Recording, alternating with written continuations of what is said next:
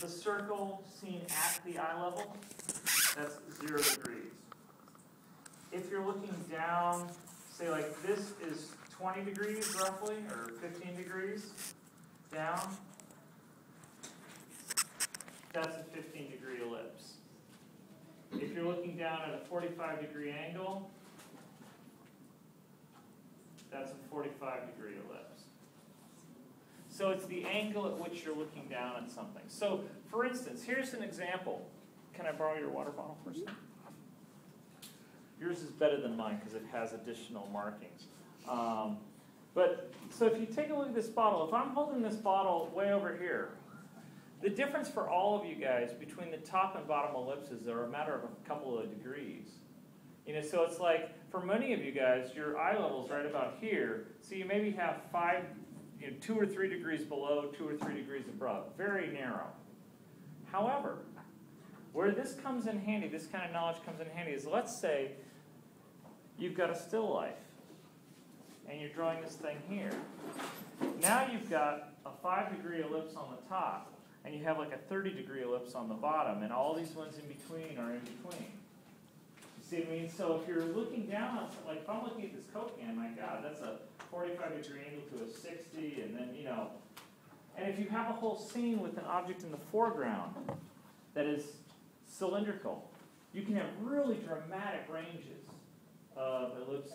You know, like for instance, you know, if you look down in your geometry's cup and go to draw that, that's dramatic change because the straw is coming up within about 20 degrees of your eye level, but the bottom is at like 45. You see what I mean? So now, where else is this helpful? Let's say you're drawing a pirate. And the pirate has arms and legs that are cylindrical. And a head that is spherical.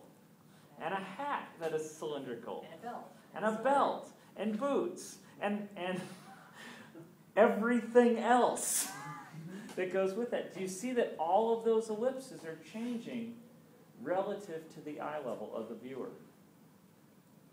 And they can change pretty dramatically, especially if you have something nearby. You know, if I go like this with my arm, well, for you guys now, these are some pretty fat ellipses, but for you, and actually for you they're even fat, because you're seeing them at about a 30-degree angle. See what I mean? But they're seeing them at a 45-degree angle. You guys are seeing them at 100%, or 90 degrees. You know, so do you see how significant this is to everything that you draw?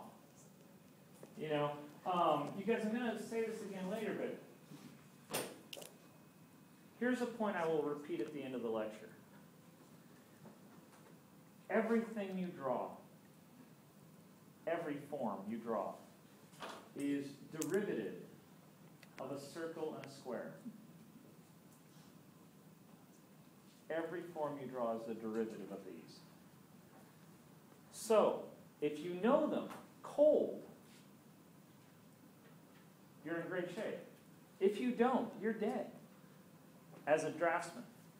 You know what I mean? You really cannot do this well without knowing how to do this. Okay, because again, just think about it. How many ellipses are in this room? Oh my God.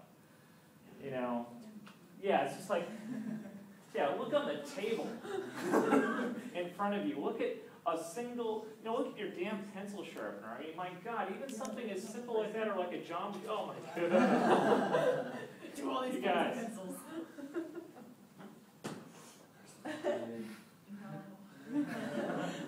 Okay, now, do you see that if you actually understand how these degrees are occurring, and see, here's the other thing that's really cool. Let's say you're on location, you're drawing something, and that's the top of the coffee cup you see. But, you know, when you see the bottom of the coffee cup, you can only see the front edge of it. But if you look at this one, you can go, oh, I remember being in John's class. That's about an 18-degree ellipse. because it's just a little less than a third. So this works forwards and backwards. It's not only for drawing ellipses, it's for analyzing the ellipses you're seeing. So if you see a car tire on the side of a vehicle or something, you know what angle you're seeing that vehicle at.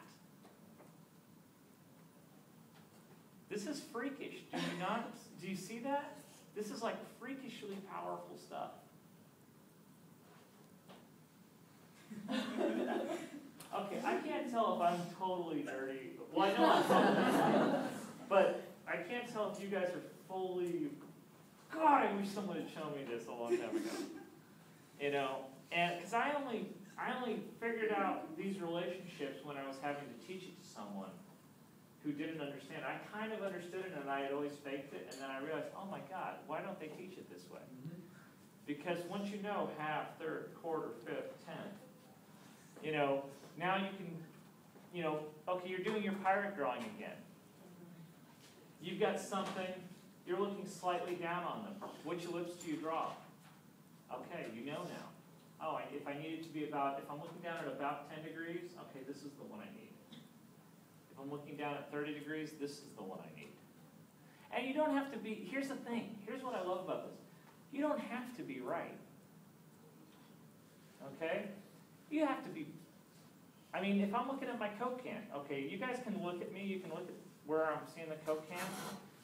What angle would you guess that is? I'm guessing 15 to 20. If I'm even close, I'm better than most of the artists I'm competing against. Because I can do this out of my head. I don't have to do it from life anymore. I can draw that car, know it's at that angle, say, yeah, that's about a 45-degree angle. Okay, not in the ellipse. You know, so it's powerful, powerful stuff.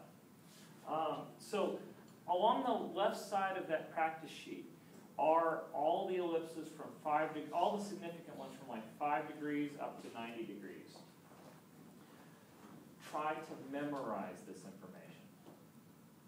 You know, so if you're drawing a cube and you want to ballpark the ellipse quickly, okay, you know, about this angle, about like that, you know, and you'll be able to judge it. Does this make some sense to you guys? Okay.